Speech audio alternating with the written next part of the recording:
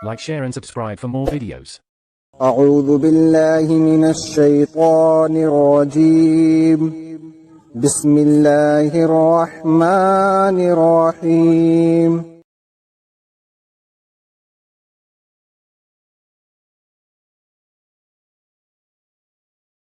انسانی قوموں میں پھیلانا شروع کر دیا۔ محمد صلی اللہ علیہ وسلم کی نبوت، یہ تھا وہ وقت جب تمام دنیا اور تمام انسانی قوموں کے لیے ایک ہی پیغمبر یعنی محمد صلی اللہ علیہ وسلم کو عرب کی سرزمین میں پیدا کیا گیا اور ان کو اسلام کی پوری تعلیم اور مکمل قانون دے کر اس خدمت پر مامور کیا گیا کہ اسے سارے جہان میں پھیلا دیں۔ دنیا کا جغرافیہ اٹھا کر دیکھو، تم ایک ہی نظر میں محسوس کر لو گے کہ تمام جہان کی پیغمبری کے لیے روئے زمین پر عرب سے زیادہ موضوع مقام اور کوئی نہیں ہو سکتا۔ یہ ملک ایشیا اور افریقہ کے عین وسط میں واقع ہے اور یورپ بھی یہاں سے بہت قریب ہے۔ خصوصاً اس زمانے میں یورپ کی متمدن قومیں زیادہ تر یورپ کے جنوبی حصے میں آباد تھیں اور یہ حصہ عرب سے اتنا ہی قریب ہے جتنا کہ ہندوستان ہے۔ پھر اس زمانے کی تاریخ پڑھو، تم کو معلوم ہوگا کہ اس نبوت کے لیے اس زمانے میں عربی قوم سے زیادہ موزوں کوئی قوم نہ تھی۔ دوسری بڑی بڑی قومیں اپنا اپنا زور دکھا کر گویا بے دم ہو چکی تھیں اور عربی قوم تازہ دم تھی۔ تمدن کی ترقی سے دوسری قوموں کی عادتیں بگڑ گئی تھیں اور عربی قوم میں اس وقت کوئی ایسا تمدن نہیں تھا جو اس کو آرام طلب اور عیش پسند اور رذیل بناتا۔ 6 صدی عیسوی کے عرب اس زمانے کی متمدن قوموں کے برے اثرات سے بالکل پاک تھے۔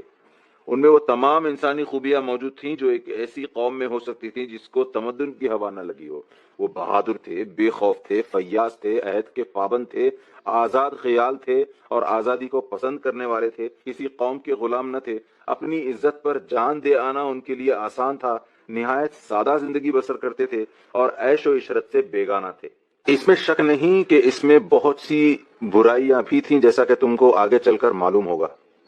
مگر یہ برائیاں اس لیے تھیں کہ 2500 برس سے ان کے ہاں کوئی پیغمبر نہ آیا تھا، نہ کوئی ایسا رہنما پیدا ہوا تھا جو ان کے اخلاق درست کرتا اور انہیں تہذیب سکھلاتا۔ صدیوں تک ریگستان میں آزادی کی زندگی بسر کرنے کے سبب ان میں جہالت پھیل گئی تھی اور وہ اپنی جہالت میں اس قدر سخت ہو گئے تھے کہ ان کو آدمی بنانا کسی معمولی انسان کے بس کا کام نہ تھا۔ لیکن اس کے ساتھ ان میں یہ قابلیت ضرور موجود تھی کہ اگر کوئی زبردست انسان ان کی اصلاح کر دے اور اس کی تعلیم کے اثر سے وہ کسی اعلیٰ درجے کے مقصد کو لے کر اٹھ کھڑے ہوں تو دنیا کو زیر و زبر کر ڈالیں۔ پیغمبر صلی اللہ علیہ وسلم کی تعلیم کو پھیلانے کے لیے ایسے ہی جوان اور طاقتور قوم کی ضرورت تھی۔ اس کے بعد عربی زبان کو دیکھو، تم جب اس زبان کو پڑھو گے اور اس کے علم ادب کا مطالعہ کرو گے تو تم کو معلوم ہوگا کہ بلند خیالات کو ادا کرنے اور خدائی علم کی نہایت نازک باتیں بیان کرنے اور دلوں میں اثر پیدا کرنے کے لیے اس سے زیادہ موزوں زبان کوئی نہیں ہے۔ اس زبان کے مختصر جملوں میں بڑے بڑے مضامین ادا ہو جاتے ہیں اور پھر ان میں ایسا زور ہوتا ہے کہ دلوں میں تیر و نشتر کی طرح اثر کرتے ہیں۔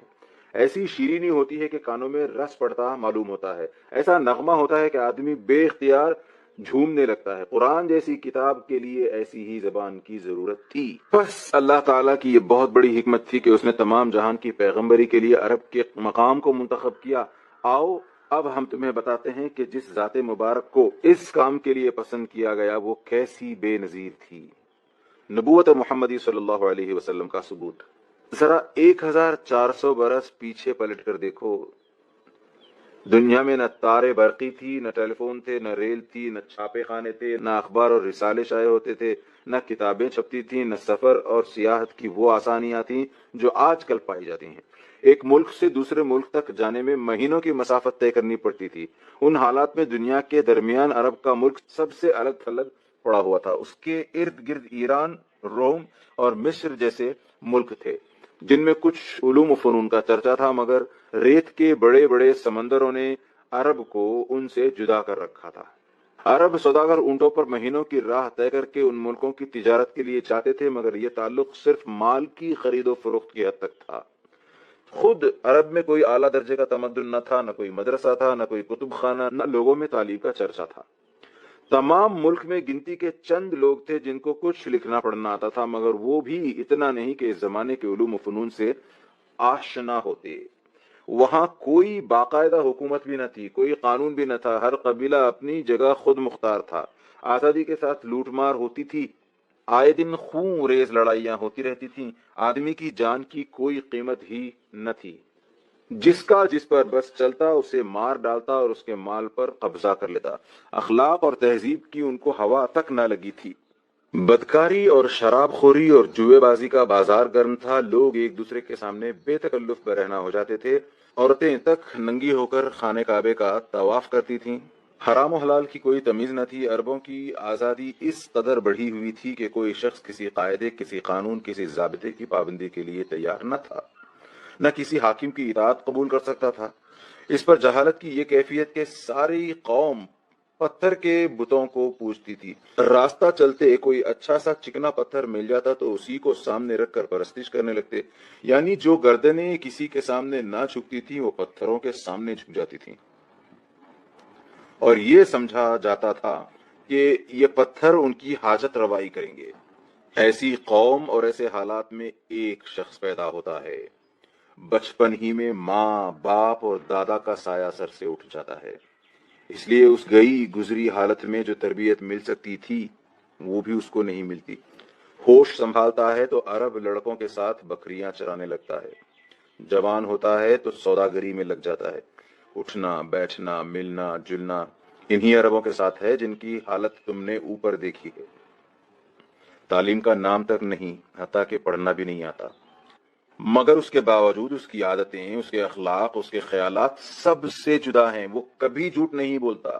کسی سے بد کلامی نہیں کرتا، اس کی زبان میں سختی کی بجائے شیرینی ہے، اور وہ بھی ایسی کہ لوگ اس کے گرویدہ ہو جاتے ہیں، وہ کسی کا ایک پیسہ بھی ناجائز طریقے سے نہیں لیتا، اس کی ایمانداری کا حال یہ ہے کہ لوگ اپنے قیمتی مال اس کے پاس حفاظت کے لیے رکھواتے ہیں، اور وہ ہر ایک کے مال کی حفاظت اپنی جان کی طرح کرتا ہے، ساری قوم اس کی دیانت پر بھروسہ کرتی ہے اور اسے امین کے نام سے پکارتی ہے۔ اس کی شرم و حیا کا یہ حال ہے کہ بدتمیز اور گندے لوگوں میں پلنے اور رہنے کے باوجود ہر بدتمیزی اور ہر گندگی سے نفرت کرتا ہے،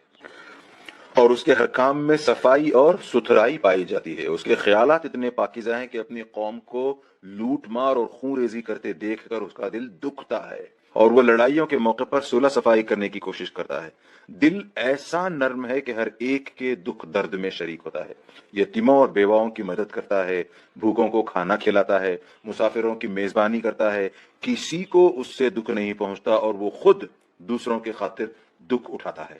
پھر عقل ایسی صحیح کہ بت پرستوں کی اس قوم میں رہ کر بھی وہ بتوں سے نفرت کرتا ہے، کبھی کسی مخلوق کے آگے سر نہیں جھکاتا، اس کے اندر سے خود بخود آواز آتی ہے کہ زمین و آسمان میں جتنی چیزیں نظر آتی ہیں ان میں سے کوئی پوجنے کے لائق نہیں، اس کا دل آپ سے آپ کہتا ہے کہ خدا تو ایک ہی ہو سکتا ہے اور ایک ہی ہے۔ اس جاہل قوم میں یہ شخص ایسا ممتاز نظر آتا ہے گویا یہ پتھروں کے ڈھیر میں ایک ہیرا چمک رہا ہے یا گھٹا ٹوپ اندھیرے میں ایک شمع روشن ہے۔ 40 برس کے قریب اس طرح پاک صاف اور اعلیٰ درجے کی شریفانہ زندگی بسر کرنے کے بعد یہ شخص اس تاریکی سے جو اس کے چاروں طرف پھیلی ہوئی تھی گھبرا اٹھتا ہے۔ جہالت، بد اخلاقی، بد کرداری، بد نظمی اور شرک و بت پرستی کا یہ ہولناک سمندر جو اس کو گھیرے ہوئے تھا اس سے وہ نکل جانا چاہتا ہے، کیونکہ یہاں کوئی چیز بھی اس کی طبیعت کے مناسب نہیں۔ آخر وہ آبادی سے دور ایک پہاڑ کے غار میں جا جا کر تنہائی اور سکون کے عالم میں کئی دن گزارنے لگتا ہے، فاقے کر کر کے اپنے روح اور اپنے دل و دماغ کو اور زیادہ پاک و صاف کرتا ہے، سوچتا ہے، غور و فکر کرتا ہے اور کوئی روشنی ڈھونڈتا ہے جس سے وہ اس چاروں طرف پھیلی تاریکی کو دور کر سکے، ایسی قوت و طاقت حاصل کرنا چاہتا ہے جس سے وہ اس بگڑی ہوئی دنیا کو توڑ پھوڑ کر پھر سے سنوار دے۔ یکایک اس کی حالت میں ایک عظیم الشان تغیر رونما ہوتا ہے، ایک دم سے اس کے دل میں وہ روشنی آ جاتی ہے جس کو اس کی فطرت مانگ رہی تھی، اچانک اس کے اندر وہ طاقت بھر جاتی ہے جس کا ظہور اس سے پہلے نہ ہوا تھا، وہ غار کی تنہائی سے نکل آتا ہے، اپنی قوم کے پاس آتا ہے، اس سے کہتا ہے کہ یہ بت کسی کام کے نہیں، انہیں چھوڑ دو، یہ زمین، یہ چاند، یہ سورج، یہ تارے، یہ زمین و آسمان کی ساری قوتیں ایک خدا کے مخلوق ہیں۔ وہی تمہارا پیدا کرنے والا ہے، وہی رزق دینے والا ہے، وہی مارنے اور جلانے والا ہے۔ سب کو چھوڑ کر اسی کو پوجو، سب کو چھوڑ کر اسی سے اپنی حاجتیں طلب کرو۔ یہ چوری، یہ لوٹ مار، یہ شراب خوری، یہ جوا، یہ بدکاریاں جو تم کرتے ہو، سب گناہ ہیں، انہیں چھوڑ دو، خدا انہیں پسند نہیں کرتا۔ سچ بولو، انصاف کرو، نہ کسی کی جان لو، نہ کسی کا مال چھینو، جو کچھ لو حق کے ساتھ لو، اور جو کچھ دو حق کے ساتھ دو۔ تم سب انسان ہو اور انسان سب برابر ہیں۔ بزرگی اور شرافت انسان کی نسل اور نسب میں نہیں، رنگ روپ اور مال و دولت میں نہیں، خدا پرستی، نیکی اور پاکیزگی میں ہے۔ جو شخص خدا سے ڈرتا ہے اور نیک اور پاک ہے، وہی اعلیٰ درجے کا انسان ہے، اور جو ایسا نہیں ہے وہ کچھ بھی نہیں ہے۔ مرنے کے بعد تم سب کو اپنے خدا کے پاس حاضر ہونا ہے۔ اس عادل حقیقی کے ہاں کوئی سفارش کام نہیں آئے گی، نہ رشوت چلے گی، نہ کسی کا نسب پوچھا جائے گا۔ وہاں صرف ایمان اور نیک عمل کی پوچھ ہوگی۔ جس کے پاس یہ سامان ہوگا وہ جنت میں جائے گا، اور جس کے پاس ان میں سے کچھ نہ ہوگا وہ نامراد دوزخ میں ڈالا جائے گا۔ جاہل قوم نے اس نیک انسان کو محض اس قصور میں ستانا شروع کیا کہ وہ ایسی باتوں کو برا کیوں کہتا ہے جو باپ دادا کے وقتوں سے چلی آ رہی ہیں، اور ان باتوں کی تعلیم کیوں دیتا ہے جو بزرگوں کے طریقے کے خلاف ہیں۔ اسی قصور پر انہوں نے اسے گالیاں دیں، پتھر مارے، اس کے لیے جینا مشکل کر دیا، اس کے قتل کی سازشیں کی۔ ایک دن دو دن نہیں، اکٹھے 13 برس تک سخت سے سخت ظلم توڑے، یہاں تک کہ اسے وطن چھوڑنے پر مجبور کر دیا، اور پھر وطن سے نکال کر بھی دم نہ لیا۔ جہاں اس نے پناہ لی تھی وہاں بھی کئی برس اس کو پریشان کرتے رہے۔ یہ سب تکلیفیں اس نیک انسان نے کس لیے اٹھائیں؟ صرف اس لیے کہ وہ اپنی قوم کو سیدھا راستہ بتانا چاہتا تھا۔ اس کی قوم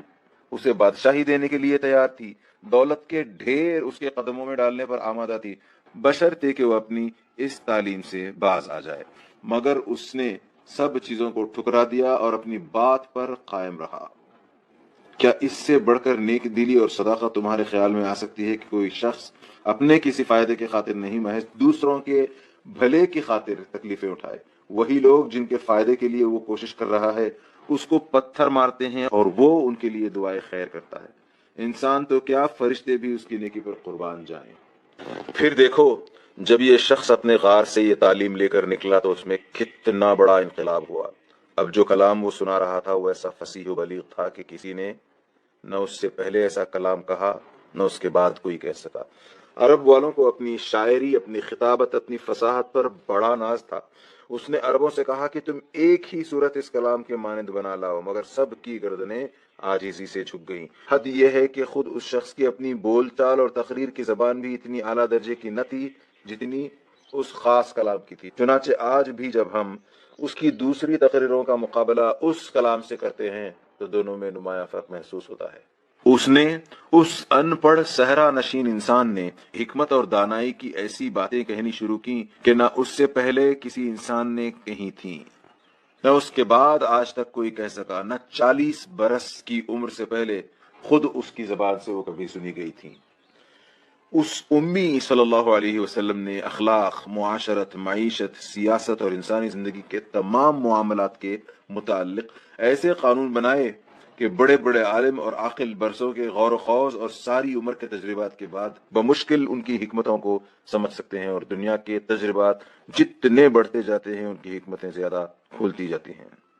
1400 برس سے زیادہ مدت گزر چکی ہے، مگر آج بھی اس کے بنائے ہوئے قانون میں کسی ترمیم کی گنجائش نظر نہیں آتی۔ دنیا کے قانون ہزاروں مرتبہ بنے اور بگڑے، ہر آزمائش میں ناکام ہوئے اور ہر بار ان میں ترمیم کرنی پڑی، مگر اس صحرا نشین امی صلی اللہ علیہ وسلم نے تنے تنہا بغیر کسی دوسرے انسان کی مدد کے جو قانون بنا دیے، ان کی کوئی ایک دفعہ بھی ایسی نہیں ہے جو اپنی جگہ سے ہٹا لی جا سکتی ہو۔ اس نے 23 برس کی مدت میں اپنے اخلاق، اپنی نیکی اور شرافت اور اپنی اعلیٰ تعلیم کے زور سے اپنے دشمنوں کو دوست بنا لیا، اپنے مخالفوں کو موافق بنا لیا۔ بڑی بڑی طاقتیں اس کے مقابلے میں اٹھیں اور آخرکار شکست کھا کر اس کے قدموں میں آ رہیں۔ اس نے جب فتح پائی تو کسی دشمن سے بدلہ نہ لیا، کسی پر سختی نہ کی، جنہوں نے اس کے حقیقی چچا کو قتل کیا اور اس کا کلیجہ نکال کر چبا گئے، ان کو بھی فتح پا کر اس نے بخش دیا۔ جنہوں نے اس کو پتھر مارے تھے، اس کو وطن سے نکالا تھا، ان کو فتح پا کر اس نے بخش دیا۔ اس نے کبھی کسی سے دغا نہ کی، عہد کر کے کبھی نہ توڑا، جنگ میں بھی کسی پر زیادتی نہ کی، اس کے سخت سے سخت دشمن بھی کبھی اس پر کسی گناہ یا ظلم کا الزام نہ رکھ سکے۔ یہی نیکی تھی جس نے بلاخر تمام عرب کا دل موہ لیا۔ اس نے اپنی تعلیم و ہدایت سے انہی عربوں کو جن کا حال تم اوپر پڑھ چکے ہو، وحشت اور جہالت سے باہر نکال کر اعلیٰ درجے کی مہذب قوم بنا دیا۔ جو عرب کسی قانون کی پابندی پر تیار نہ تھے، ان کو اس نے ایسا پابند قانون بنا دیا کہ دنیا کی تاریخ میں کوئی قوم ایسی پابند قانون نظر نہیں آتی۔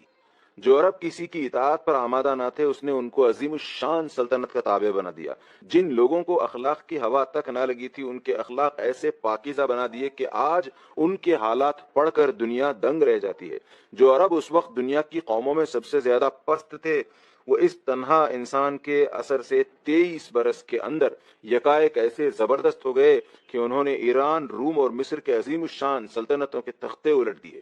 دنیا کو تمدن، تہذیب، اخلاق اور انسانیت کا سبق دیا، اور اسلام کی ایک تعلیم اور ایک شریعت کو لے کر ایشیا، افریقہ، یورپ کے دور دراز گوشوں تک پھیلتے چلے گئے۔ یہ تو وہ اثرات ہیں جو عرب قوم پر ہوئے۔ اس سے زیادہ حیرت انگیز اثرات اس امی صلی اللہ علیہ وسلم کی تعلیم سے تمام دنیا پر ہوئے۔ اس نے ساری دنیا کے خیالات، عادات اور قوانین میں انقلاب پیدا کر دیا۔ ان کو چھوڑو جنہوں نے اس کو اپنا رہنما مان لیا ہے، مگر حیرت یہ ہے کہ جنہوں نے اس کی پیروی سے انکار کیا، جو اس کے مخالف ہیں، اس کے دشمن ہیں، وہ بھی اس کے اثرات سے نہ بچ سکے۔ دنیا توحید کا سبق بھول گئی تھی، اس نے یہ سبق پھر سے یاد دلایا اور اتنے زور کے ساتھ اس کا سور پھونکا کہ آج بت پرستوں اور مشرکوں کے مذہب بھی توحید کا دعویٰ کرنے پر مجبور ہو گئے۔ اس نے اخلاق کی ایسی زبردست تعلیم دی کہ اس کے بنائے ہوئے اصول تمام دنیا کے اخلاقیات میں پھیل گئے اور پھیلتے چلے جا رہے ہیں۔